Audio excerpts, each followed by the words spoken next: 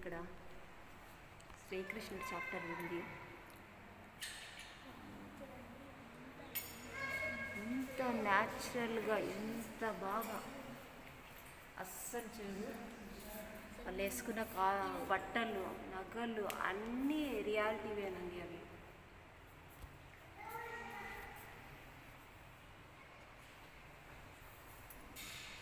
చూడండి ఎంత ముద్దుగా ఉందో. అంటే కృష్ణుడిని యశోదమ్మ ఉయ్యాల్లో ఊపుతున్నది. ఎంత బాగా చూడండి.